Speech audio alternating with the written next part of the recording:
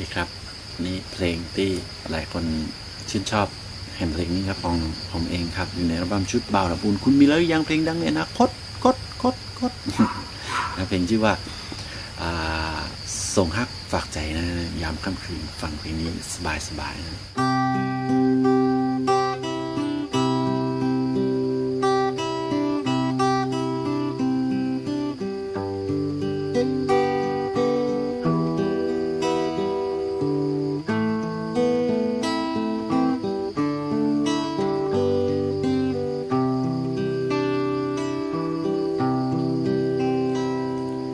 เดิ